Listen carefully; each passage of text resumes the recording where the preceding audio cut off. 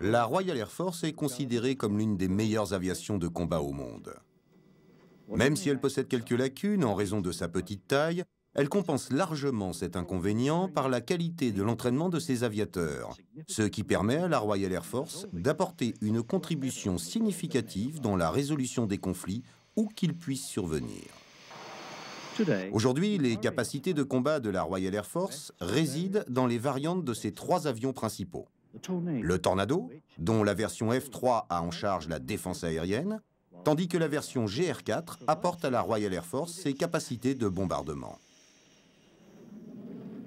Le Jaguar est quant à lui utilisé pour les attaques au sol et la reconnaissance. Puis vient l'extraordinaire Harrier GR7, capable d'utiliser de toutes petites surfaces grâce à ses capacités de décollage et atterrissage verticaux. Ces trois avions sont propulsés par des réacteurs, une motorisation que la Royal Air Force utilise depuis bien plus longtemps que n'importe quelle autre armée de l'air. Pendant les années 30, Frank Whittle a essayé, sans succès, de persuader qui voulait bien l'entendre que ses travaux sur la propulsion à réaction seraient le futur de l'aéronautique. Mais le monde était en train de basculer dans la Seconde Guerre mondiale, et ce dont la Royal Air Force avait besoin, c'était de nombreux avions de chasse rapides et fiables, et pas ces engins trop novateurs qui ne seraient pas sans poser de nombreux problèmes de mise au point. Du coup, Whittle fut complètement ignoré, et les constructeurs continuèrent à produire des avions dotés de moteurs à piston. Mais tandis que la guerre faisait rage, il devint évident que l'ère des avions de combat à moteur à piston arrivait à son apogée. Pendant les combats, les pilotes parvenaient presque à frôler la vitesse du son lors de certaines manœuvres en piqué. Ce qui les empêchait de franchir cette vitesse était tout simplement la résistance de l'air. La combinaison de nouvelles formes, plus aérodynamiques, couplée à la puissance théoriquement illimitée des réacteurs, constituait la solution.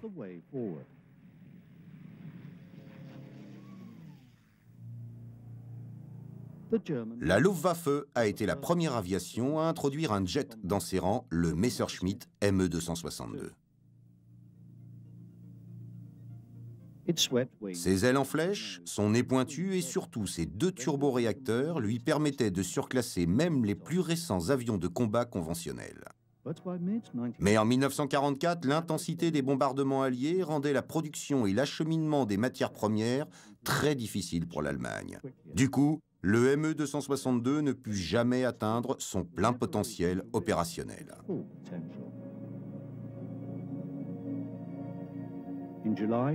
En juillet 1944, la Royal Air Force reçut son premier jet de chasse, le Gloster Meteor. Ces deux réacteurs Rolls-Royce Weyland lui autorisaient une vitesse de pointe de 750 km/h, ce qui n'était qu'un tout petit peu plus rapide que les autres chasseurs en service, chasseurs qui étaient en train de gagner la guerre. Mais lorsque les Allemands commencèrent à attaquer Londres et d'autres villes anglaises avec leurs bombes volantes V1, le Météore trouva sa vocation. La population anglaise fut rassurée par l'arrivée en service du Météore, capable de rattraper les V1 et de les descendre plus facilement que les autres chasseurs.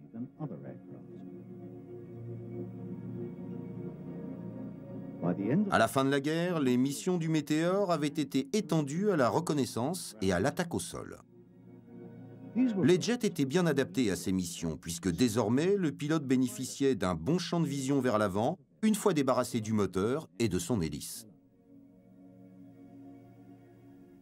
Le Météore fut rapidement décliné en plusieurs versions, et à la fin de la guerre, le Mark III entra en service. Mais ce fut le Mark VIII, introduit dans les années 50, qui se révéla la plus prolifique de toutes les versions du Météore.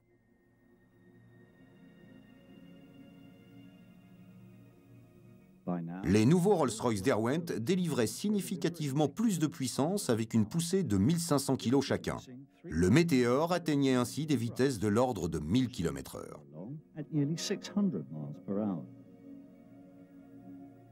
Son armement comportait 4 canons de 20 mm dans le nez, auxquels on pouvait ajouter des roquettes sous les ailes.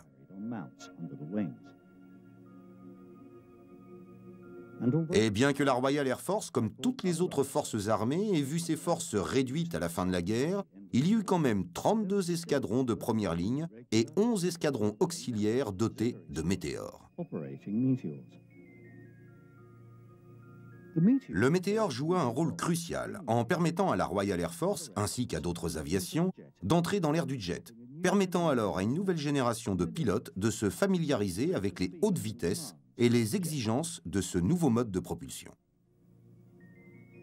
Dans la Royal Australian Air Force, les météores furent engagés au combat, mais cette fois en Corée.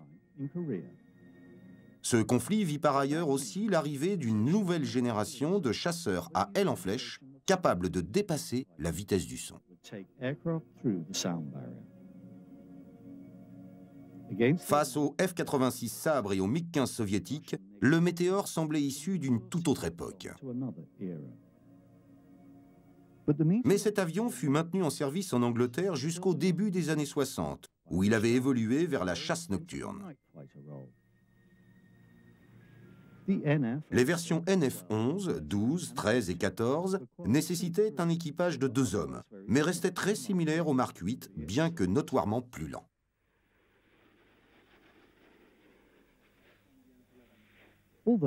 Environ 3500 météores ont été construits et bien peu ont été conservés en état de vol. Encore récemment, la firme Martin Baker, à la pointe de la technologie des sièges éjectables, utilisait 2 Mark 7 adaptés pour tester ses nouvelles productions. C'est avec une certaine ironie de l'histoire que cet avion, qui apporta tant dans l'exploration des hautes vitesses, et par conséquent qu'il était presque impossible à évacuer d'urgence, ait joué un tel rôle dans le développement de cette technologie qui a sauvé des milliers de pilotes.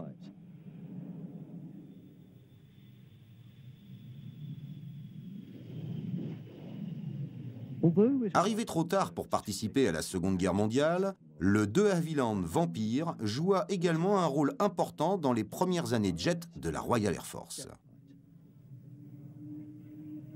En dépit de ses ailes droites, identiques aux avions à hélice de la Seconde Guerre mondiale, son réacteur de Havilland Goblin lui permettait d'atteindre 900 km/h, quelle que soit l'altitude.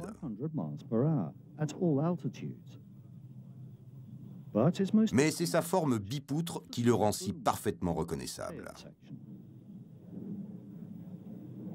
De petite taille et très agile, le Vampire était très populaire auprès de ses pilotes car très facile à piloter. Le Vampire s'adjugea également quelques records, dont un d'endurance lors d'un vol transatlantique. En 1948, 6 Vampires Mark III du Squadron 54 ont effectué la toute première traversée de l'Atlantique par des avions à réaction. Une preuve supplémentaire de la supériorité de ces appareils qui voyaient leur autonomie et leur rayon d'action largement accrus. Le Vampire constitua la base du nouveau chasseur bipoutre de Havilland, le Venom, entré en service en 1955. Le Vampire était doté d'ailes droites, alors que le Venom possédait quant à lui une aile avec une légère flèche. La combinaison de cette aérodynamique améliorée et du réacteur Ghost, plus puissant, permettait au Venom d'atteindre plus de 1100 km/h, une notable amélioration par rapport au Vampire.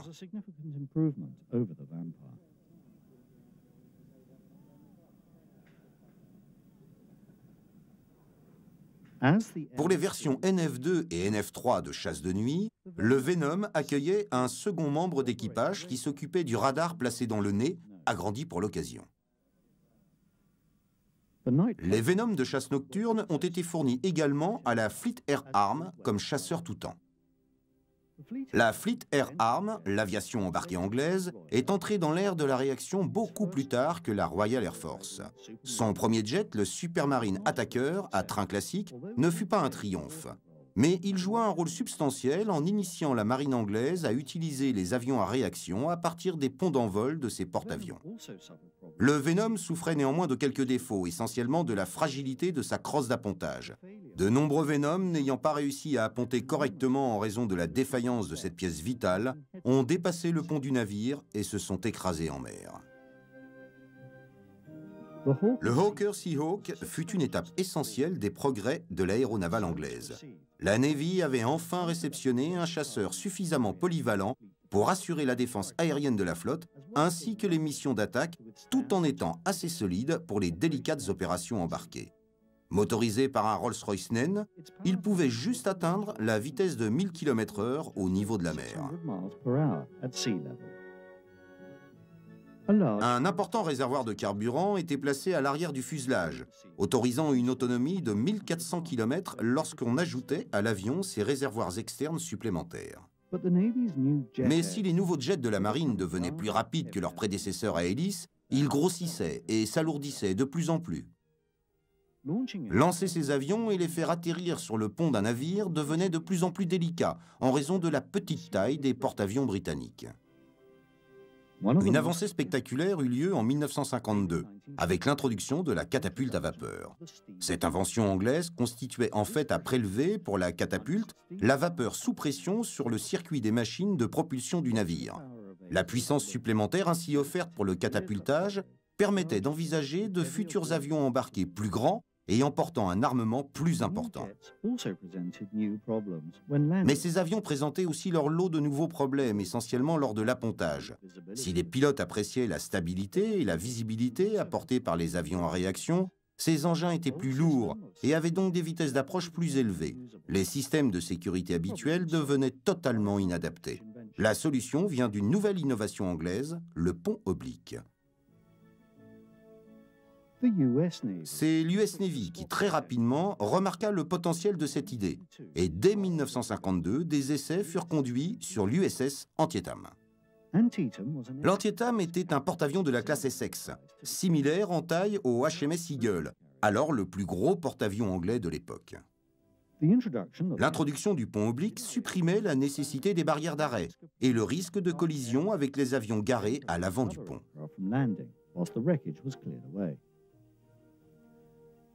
L'efficacité opérationnelle des porte-avions en était augmentée, car il était aussi possible de procéder simultanément au catapultage et aux appontages.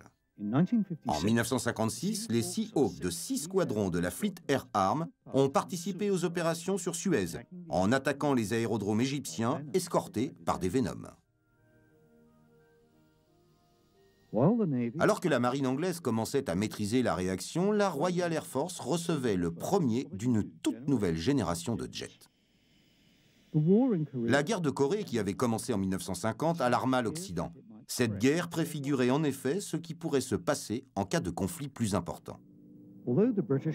La participation anglaise à la guerre aérienne sur ce théâtre d'opération fut dévolue aux chasseurs à hélice de la Royal Navy, les Sea Fury.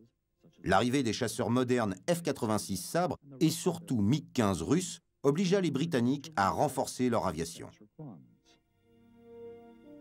2 nouveaux modèles furent commandés en priorité absolue pour remplacer le Météore dans ses missions de défense aérienne. Le Supermarine Swift, arrivé en 1951, s'avéra être une véritable déception dans la mission d'intercepteur à haute altitude qui lui était dévolue. Il fut donc retiré des unités de première ligne dès 1955.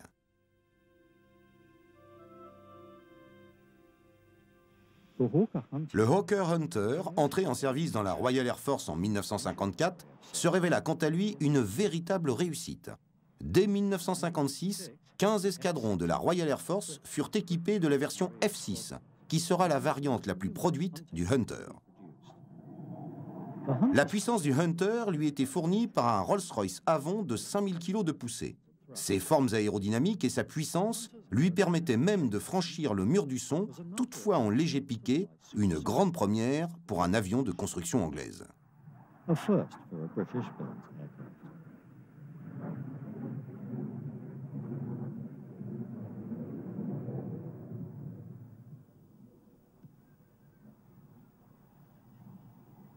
Le Hunter possédait des points d'attache sous les ailes pour emporter de l'armement.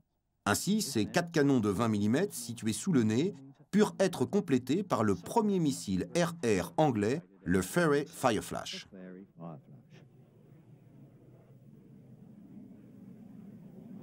Malheureusement, les douilles vides éjectées par les canons pouvaient être aspirées par le réacteur, l'endommageant gravement. À partir de la variante Mark VI, ce problème fut résolu par les deux bosses situées sous les entrées d'air, destinées à récupérer ces douilles vides. Au moment où le Mark VI commençait sa carrière, la première version biplace d'entraînement, le T Mark VII, était elle aussi introduite.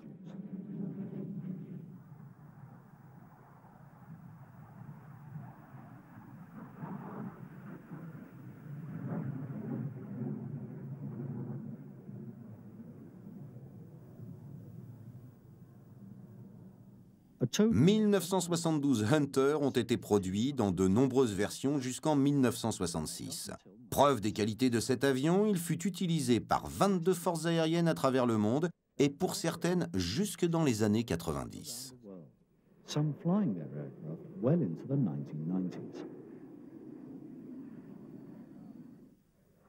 Aujourd'hui, quelques exemplaires volent toujours aux mains de propriétaires privés.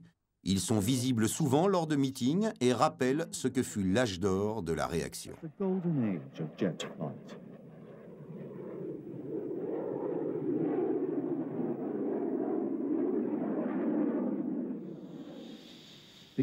Le successeur du Hunter fut le English Electric Lightning.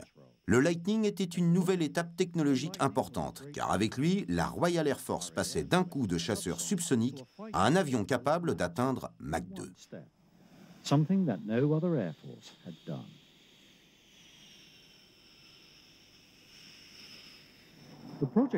Le projet avait commencé en 1947 et culmina en août 1954 avec le premier vol du prototype, le P-1. Le P-1 était propulsé par deux turboréacteurs Bristol Siddeley. Mais le temps que le Lightning arrive en escadron en octobre 1959, ses moteurs avaient été remplacés par deux Rolls-Royce Avon. Les performances du Lightning étaient stupéfiantes. Non seulement capable d'atteindre Mach 2, soit 2 fois plus rapide que le Hunter, il pouvait grimper à l'altitude de 16 000 mètres en une seule minute. Mais le prix à payer pour ces performances était une consommation de carburant telle que sa faible autonomie le cantonnait à un rôle de défense de zone. Le Lightning bénéficia d'une amélioration notable avec la version F6 en avril 1964, version qui reçut un réservoir ventral, ce qui doublait la capacité en carburant des versions antérieures. Le problème de l'endurance fut également résolu avec l'arrivée du ravitaillement en vol. En juin 1967, le Squadron 74 vola sans escale jusqu'à Singapour. Cet exploit peu ordinaire montrait l'importance du ravitaillement en vol pour les missions du Lightning. Les Lightning F6 reçurent également des réservoirs supplémentaires disposés au-dessus de l'aile.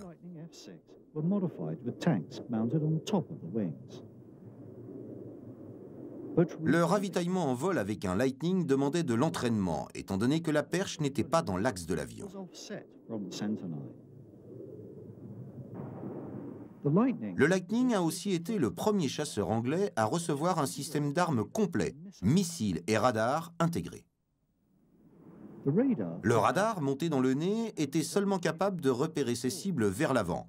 Mais comme le Lightning avait été conçu pour intercepter les bombardiers russes à haute altitude, ceci ne posait pas de problème, du moins dans un premier temps. Une fois le radar verrouillé sur sa cible, les missiles étaient mis à feu. Ces missiles se verrouillaient à leur tour sur le rayonnement infrarouge, soit la chaleur émise par les propulseurs de la cible. Au début des années 60, certains étaient convaincus que ces nouveaux missiles air-air étaient l'arme absolue pour le combat aérien. La combinaison de la portée du radar et du missile repoussait le combat au-delà du champ de vision du pilote.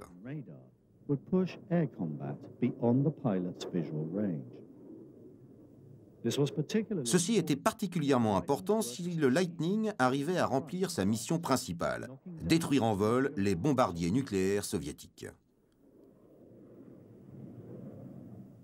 À part ces deux missiles, le Lightning n'avait aucun autre armement, ce qui signifiait que si pour une raison ou une autre, les missiles n'atteignaient pas leur cible, le pilote était alors totalement démuni.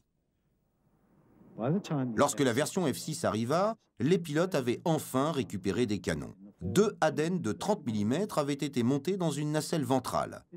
Ils pouvaient servir à rappeler à ses adversaires que même sans ces missiles, le Lightning avait encore du répondant. Ces années 60 voyaient le monde apprendre à vivre dans une guerre froide qui pouvait à tout moment basculer hors de contrôle dans l'horreur d'une guerre nucléaire. La Royal Air Force jouait donc un rôle vital en fournissant une force de défense crédible pour le nord de l'Europe en compagnie de ses alliés de l'OTAN. L'époque était celle des Quick Reaction Alert ou réactions rapides aux alertes. Typiquement, 2 Lightning armés et avitaillés étaient en permanence prêts en bout de piste, les pilotes en tenue de vol dans un abri tout proche. Lorsqu'une alerte retentissait, ils sautaient dans leurs avions et décollaient en quelques minutes, de nuit comme de jour et par tous les temps. Le Lightning joua son rôle de chasseur de première ligne pour l'OTAN jusqu'en 1976, date à partir de laquelle il fut progressivement retiré. La carrière du Lightning traversa des années qui furent difficiles pour la Royal Air Force, quelques tergiversations politiques ayant eu un impact profond sur cette arme. Le plus évident de ces changements de cap a été l'annulation du projet TSR-2. Le TSR-2 était prévu pour devenir le nouvel avion d'attaque tactique et de reconnaissance, équipé pour cela d'une technologie de pointe, devant faire de lui l'avion le plus avancé de son époque une fois en service. Mais le coût du développement dépassa amplement les estimations initiales. Et alors que le prototype se révélait très prometteur lors de ses essais en vol, le gouvernement de l'époque prit la décision d'annuler le TSR-2. Cette décision très controversée divise l'opinion aujourd'hui encore. Ceci créa une lacune dans les capacités de la Royal Air Force, lacune qui prit beaucoup de temps à être compensée. Tandis que la Royal Air Force effectuait sa transition vers la chasse supersonique, la Fleet Air Arm recevait quant à elle son premier avion à aile en flèche. Le Supermarine Scimitar entra en service avec le Squadron 803 en 1958. Conçu pour remplacer le Seahawk dans son rôle d'avion d'attaque, le Scimitar était un avion beaucoup plus volumineux.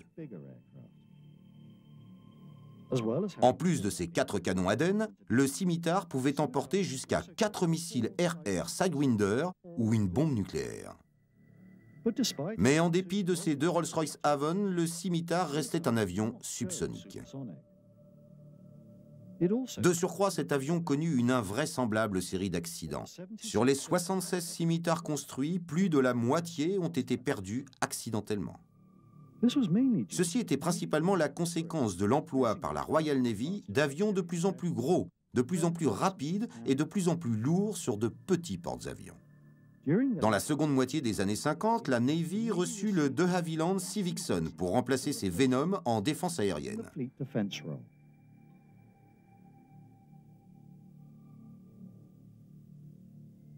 Comme le Vampire et le Venom, le Civicsson était aussi un bipoutre, qui aujourd'hui encore, en raison de sa taille, paraît toujours aussi impressionnant.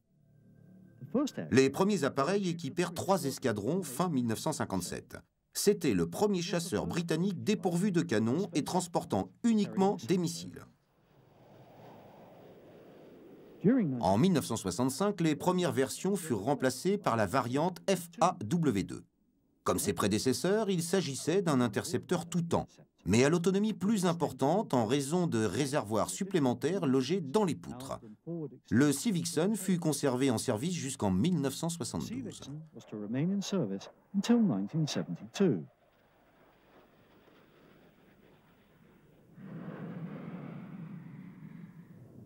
En 1962, la Navy prit en compte son plus puissant appareil pour l'époque, le Blackburn Buccaneer. Excellent lors des attaques à basse altitude, le Buccaneer était à la fois supersonique et très manœuvrant à proximité du sol. Doté d'une large variété d'armements conventionnels et de missiles, le Buccaneer pouvait aussi emporter une arme nucléaire. L'avion était propulsé par 2 Bristol Siddeley Giron Junior, remplacés ensuite sur la version S Mark II en 1965 par des Rolls-Royce Spey plus puissants. entered service during 1965.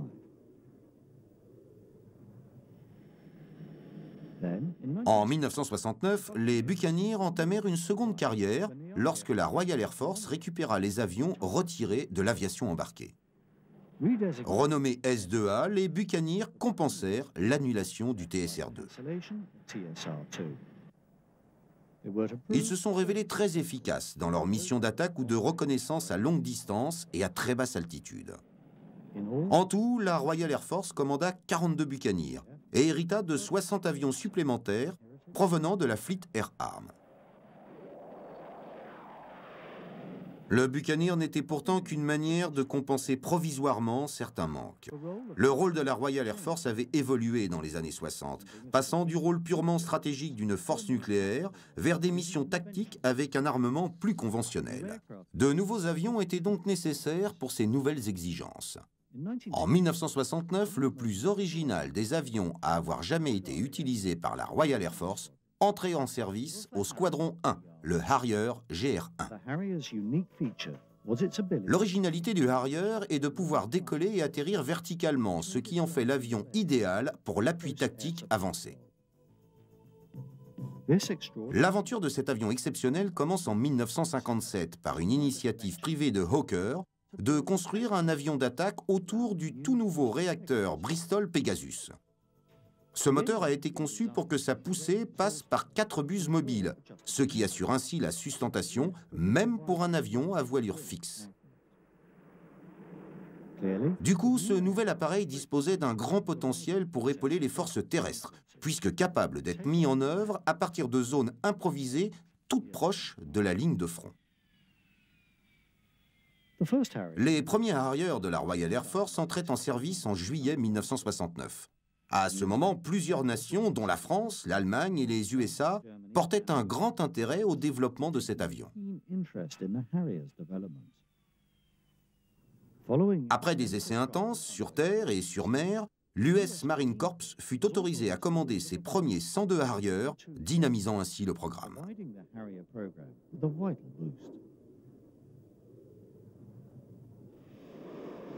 Au début des années 80, une nouvelle version, le GR3, entrait en service. Cette variante possédait un télémètre laser monté dans le nez et un moteur amélioré.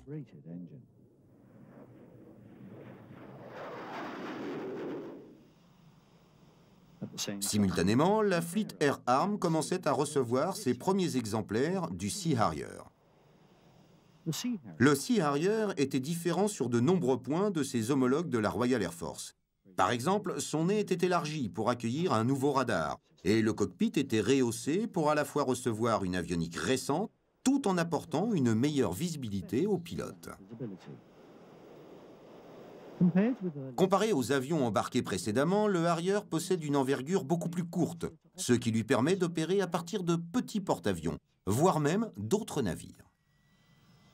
Le Sea Harrier arrivait au moment où on se demandait si l'Angleterre devait conserver des avions conventionnels dans la marine. 3 petits porte-aéronefs ont été commandés pour lesquels le Harrier convient parfaitement.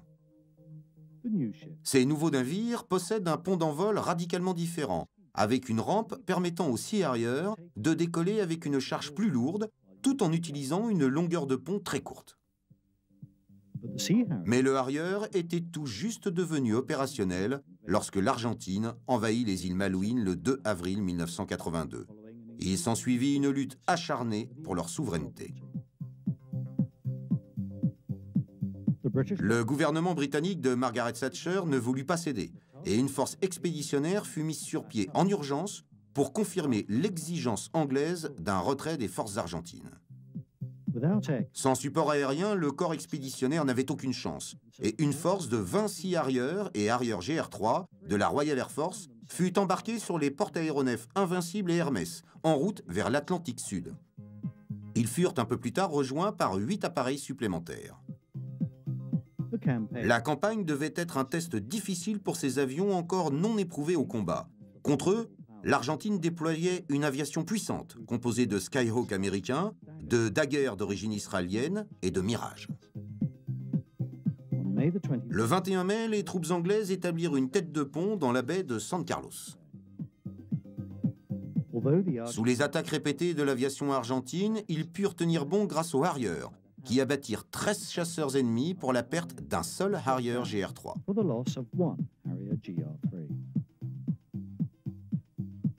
But the Harrier Mais la force des Harrier, assez dispersée et limitée, ne pouvait pas tout couvrir, d'autant plus qu'ils ne bénéficiaient d'aucun système de surveillance et d'alerte aéroportée. the task force ship Les navires du corps expéditionnaire mouillaient dans les anses et les criques de la baie, devenant des cibles faciles pour les avions d'attaque argentins. Certains furent touchés. on May the 4th, Le 4 mai, le HMS Sheffield devient le premier navire de guerre anglais perdu depuis 37 ans, lorsqu'il fut coulé par un missile Exocet tiré par un super-étendard. Son sister ship Coventry fut sévèrement endommagé par une autre attaque, Coventry, mais les porte-aéronefs demeuraient intacts. but the aircraft carriers were unharmed. During the campaign, Pendant la campagne, 6 Harrier furent perdus par accident ou en raison de tirs en provenance du sol. Aucun n'a été descendu en combat aérien. Les pertes de l'aviation argentine furent d'une centaine d'avions. lost some 100 aircraft. The Harrier Le Harrier s'est bien acquitté de sa tâche, mais pour développer et améliorer son potentiel, de substantiels investissements devenaient nécessaires. McDonnell Douglas avait développé une version à grandes ailes du Harrier pour répondre aux exigences du Marine Corps qui désirait un Harrier avec une capacité d'emport encore plus importante. Avec le Harrier II, McDonnell Douglas devint le principal fournisseur de l'Angleterre en construisant ce nouvel appareil sous licence. En 1990, les premiers GR7 entraient en service dans la Royal Air Force. Ils étaient capables d'emporter 2 fois plus de charge que le GR3 sur une même distance. Au total, 96 avions avaient été commandés, dont 62 GR5, version intérimaire qui fut ensuite portée au standard GR7.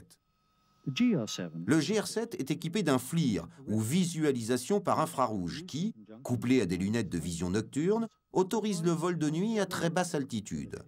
Bien qu'optimisé pour les opérations à basse altitude, à des vitesses subsoniques, le Harrier s'accommode idéalement des opérations à moyenne altitude, où il peut utiliser son système d'attaque composé d'une télé et d'un désignateur laser.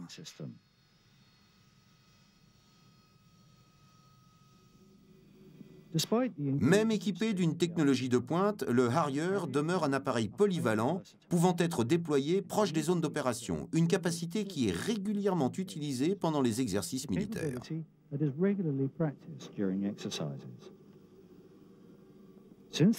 Depuis son arrivée en service, le GR7 a été déployé sur un certain nombre de points chauds. Les opérations récentes ont permis au Harrier d'appuyer les forces de l'OTAN et des Nations Unies au Kosovo, en Bosnie, en Serbie et dans le Golfe, cette fois depuis les navires de la Royal Navy. Depuis l'an 2000, les Harrier de la Royal Air Force et les Sea Harrier de la Navy ont été rassemblés sous la seule autorité de la Joint Force Harrier. Le Harrier va continuer ses missions pour encore plusieurs années et de nombreuses améliorations sont toujours à l'étude afin de le maintenir à un haut niveau de capacités opérationnelles.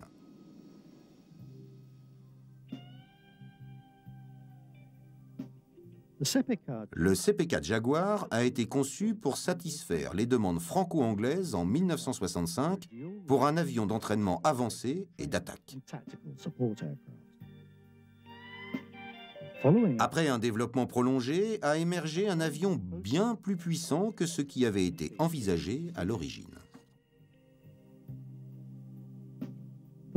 Les premiers Jaguars monoplaces ont été livrés à la Royal Air Force en mars 1974.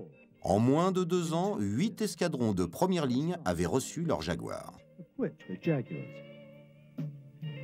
Le monoplace Jaguar S a été rejoint par le biplace d'entraînement Jaguar B.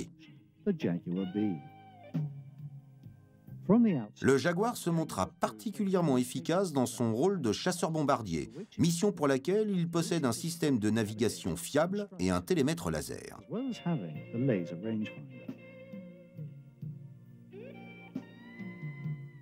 Il est également supersonique à toutes ses altitudes opérationnelles. can also Il peut en outre atterrir sur des pistes relativement courtes, ce qui signifie que le Jaguar peut opérer à partir d'aérodromes avancés en soutien des troupes terrestres.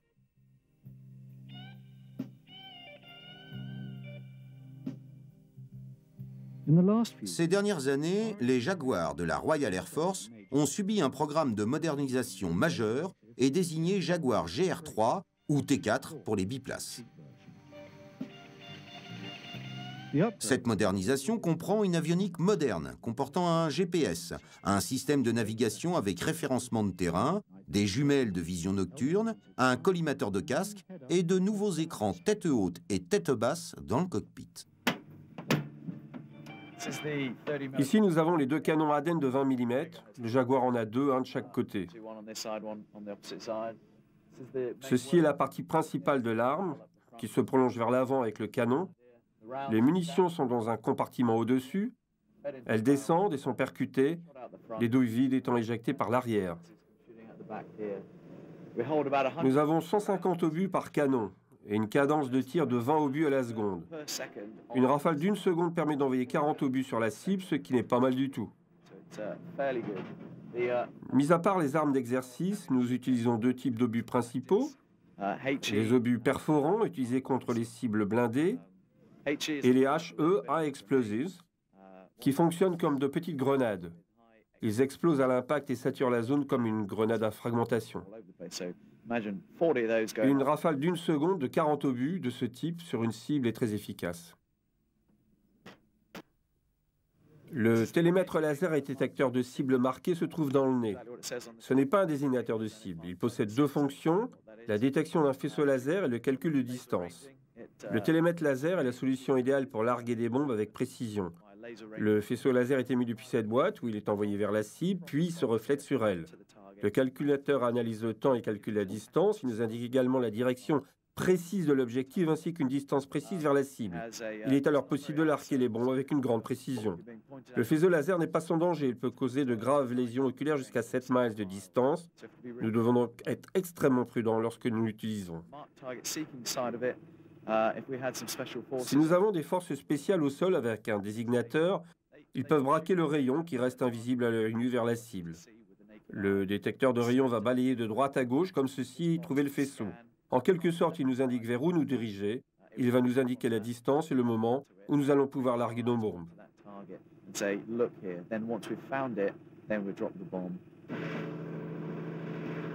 Le Jaguar possède 7 points dans le port, 5 sous les ailes et le fuselage, et 2 au-dessus des ailes.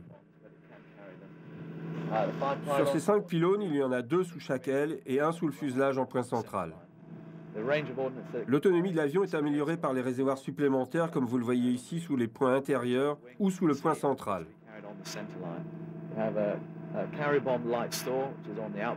Ici, on a sous les pylônes extérieurs des lance-bombes d'exercice O-14 qui emportent des petites bombes d'entraînement.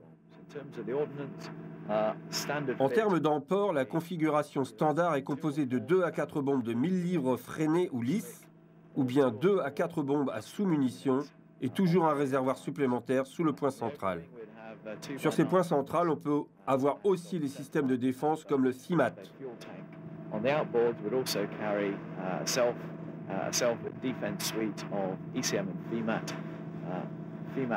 Le FIMAT est un lance-leurre qui utilise le même principe que les leurres en aluminium utilisés pendant la Seconde Guerre mondiale. Ici se trouve le réacteur Adour, il y en a 2. C'est le même moteur qui équipe le Hawk, mais la partie arrière diffère, elle est un peu plus grande. À l'intérieur, on distingue une rampe circulaire. C'est ici que l'on injecte du carburant pour la post-combustion. Quand on l'engage, cela dégage une poussée supplémentaire avec une longue flamme d'environ 3 mètres.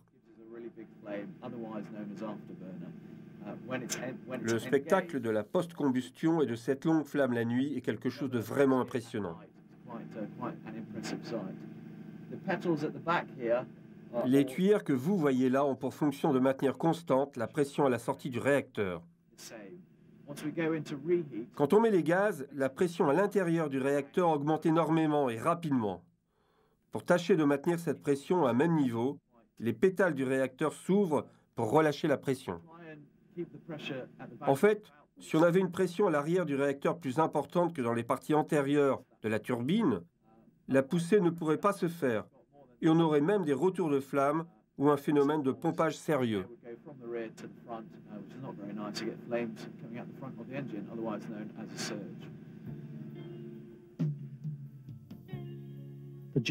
Le Jaguar a également fait ses preuves au combat, en assurant une part significative de la contribution britannique à l'opération Desert Storm, la première guerre contre l'Irak en 1991. Aujourd'hui, il ne reste que 2 unités sur Jaguar. Les autres ont été rééquipées de Tornado. Les jours du Jaguar dans la Royal Air Force sont désormais comptés, le gouvernement ayant annoncé la dissolution en 2006 des dernières unités pour des raisons budgétaires. Le Panavia Tornado représente un remarquable succès de coopération internationale. 3 pays ont en effet participé au programme Tornado, l'Italie, l'Allemagne et la Grande-Bretagne. Le projet était initialement désigné MRCA, avion de combat multirôle, et c'est cette capacité de polyvalence qui a failli mener l'ensemble à l'échec, car les 3 pays avaient des exigences très différentes. Le Tornado se distingue par ses ailes à géométrie variable. Pour les manœuvres à basse vitesse, pour l'atterrissage et le décollage, les ailes sont dans la position avant. À moyenne vitesse, les ailes glissent vers une position intermédiaire, améliorant la manœuvrabilité de l'appareil. Pour les vitesses supersoniques, puisque le Tornado peut atteindre Mach 2, les ailes sont complètement repliées. Une autre caractéristique unique du Tornado est d'avoir été conçu en 2 versions, bombardier et chasseur. Le programme MRCA a commencé en 1962. Avec l'annulation du projet TSR-2, la Royal Air Force voyait ses capacités grandement handicapées si aucune solution de remplacement n'était trouvée. Si le coût a été la principale cause de l'abandon du TSR-2, il était clair que l'industrie aéronautique anglaise était incapable de proposer de nouveaux matériels sur ses seules capacités. En dépit d'énormes difficultés, le premier prototype du Tornado vola en août 1974. La phase de développement du Tornado s'est prolongée et les premiers GR-1 de bombardement ont été livrés à la Royal Air Force en 1981. Une structure trinationale d'entraînement a été créée sur la base de Cottesmore pour former les équipages de Tornado des 3 nations.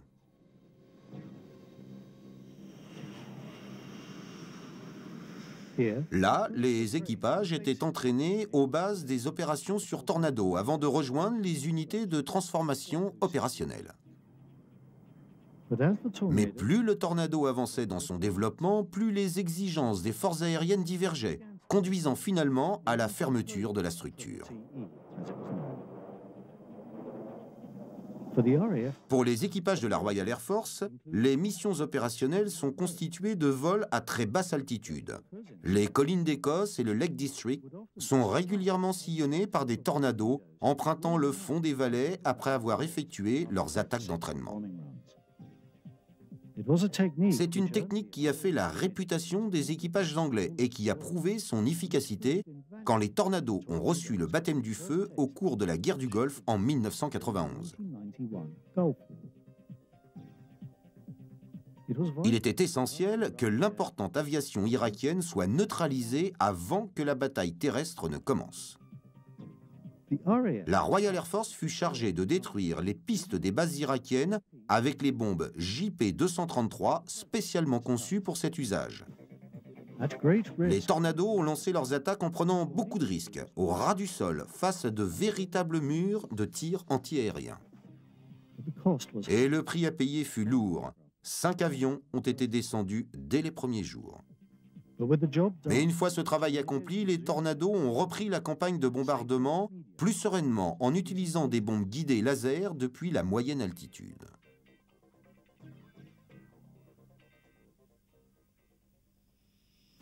Juste après la fin de la guerre du Golfe, le Tornado GR1 a subi une mise à jour pour devenir le GR4, dont les premiers exemplaires sont arrivés en 1998. Le Squadron 5 a servi d'unité de transformation opérationnelle à Lossmouth, en Écosse. Nous avons ici un collimateur tête haute qui précise les informations nécessaires au vol. Il est beaucoup plus large que celui que nous avions avant et il a été largement amélioré. Il peut aussi afficher une image en infrarouge provenant du FLIR. Pour ça, une amélioration des symboles affichés a été faite. Au-dessous, on a cet écran qui est à la place de l'ancienne carte digitale du Tornado GR1. Il sert à mener les attaques car il affiche une image haute résolution infrarouge depuis le FLIR. C'est la répétition de l'image affichée sur les écrans du navigateur en place arrière.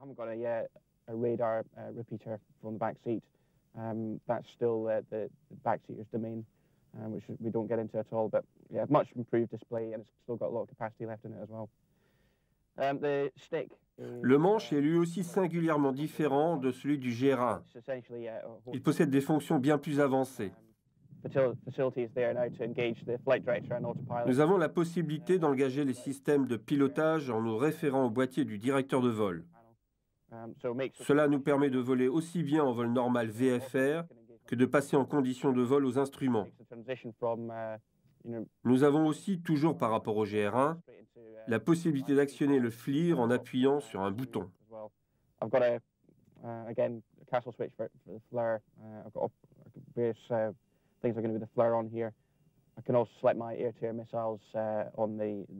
Nous pouvons aussi mettre en œuvre également les contre-mesures électroniques.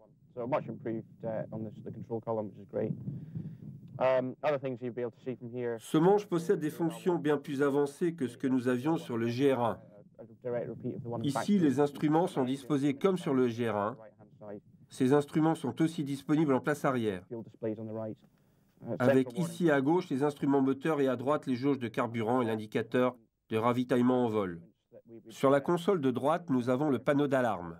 Et à gauche, nous avons des systèmes qui sont associés avec la visualisation tête haute. En fait, nous avons du coup moins besoin de nous y référer et nous gardons le regard sur le HUD. Tout ceci vous montre les améliorations qui ont été apportées sur le GR4. Le principal changement apporté au Tornado GR4 est la visualisation infrarouge par le système FLIR. Je sélectionne le système sur ce boîtier et l'image s'affiche sur cet écran télé. Les bonnes journées, la qualité de la visualisation dépend en effet des conditions météorologiques du jour, entre autres, et on peut tout à fait reconnaître les détails d'une cible et l'identifier. À partir de là, il nous est possible de mener l'attaque tout en maintenant la mise à jour des informations sur notre position relative. Les opérations à bord du GR4 se font désormais à l'aide d'un GPS intégré ici qui sert pour la navigation initiale. En fait, mon travail principal et le rend beaucoup plus facile. On bénéficie également d'une avionique largement améliorée et qui comporte également des systèmes de guerre électroniques. La technologie du Tornado GR4 est d'une efficacité sans comparaison. Pour mener à bien les opérations et pour obtenir une bonne efficacité, il est quand même nécessaire de garder un entraînement permanent.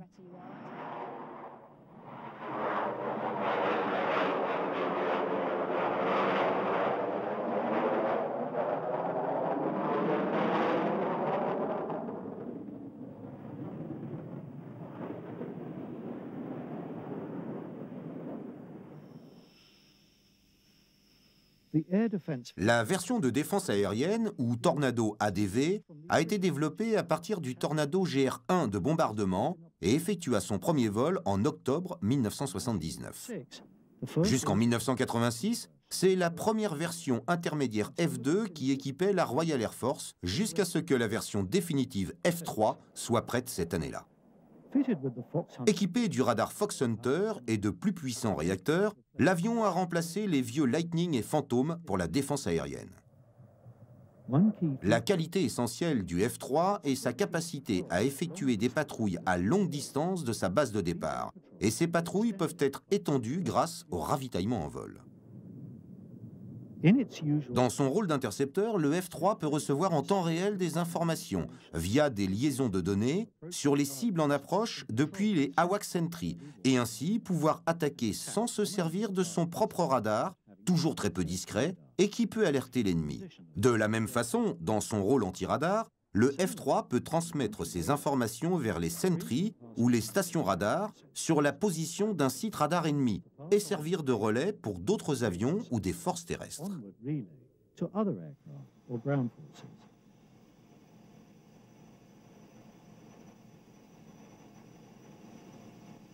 Le F-3 est armé d'un canon de 27 mm, plus 4 missiles à moyenne portée Skyflash et 4 Sidewinder à courte portée. Quelques exemplaires ont été modifiés pour emporter un missile anti-radar.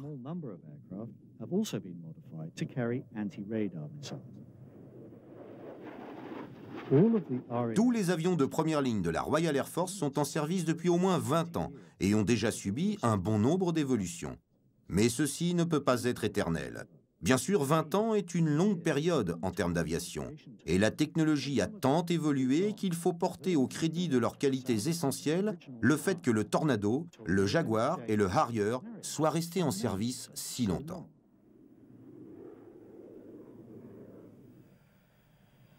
Bientôt, le Tornado F-3 et le Jaguar seront remplacés par un avion directement conçu pour le XXIe siècle, l'Eurofighter Typhoon. Le projet initial a débuté en 1983, quand un nouveau prototype expérimental a été commandé pour évaluer certaines nouvelles technologies. Le résultat fut le EAP, qui effectua son premier vol en 1986, juste 3 ans après que le feu vert eût été donné. Du EAP découla des spécifications pour le futur Eurofighter, qui fit son premier vol en 1994. Bien que produit à la fin de la guerre froide, le Typhoon est suffisamment polyvalent. Il peut effectuer des opérations de supériorité aérienne et conduire des attaques au sol au cours d'une même sortie. Ses performances sont étonnantes. Conçu pour être le plus léger possible et doté d'une importante puissance, le Typhoon peut atteindre 40 000 pieds, soit 12 000 mètres en 2 minutes, départ arrêté. Le Typhoon entre actuellement en service au sein de la Royal Air Force. Les premières livraisons sont faites à Wharton, l'unité d'évaluation opérationnelle dont les capacités seront pleinement atteintes en 2006 ou 2007. Dans quel type d'action le Typhoon sera engagé? Il est difficile de le deviner. Beaucoup d'avions présentés ici n'ont jamais eu à subir le test ultime, celui du combat, car leur seule existence était dissuasive face à des attaques potentielles. Mais l'ennemi dominant soviétique a juste disparu pour laisser place à d'autres dangers. À ce jour, en dépit de 2 conflits majeurs au Moyen-Orient et au-dessus de la Yougoslavie, les avions anglais n'ont pas eu à combattre d'autres avions. Et même le gouffre technologique qui s'est élargi n'est plus une garantie contre des attaques dans le futur.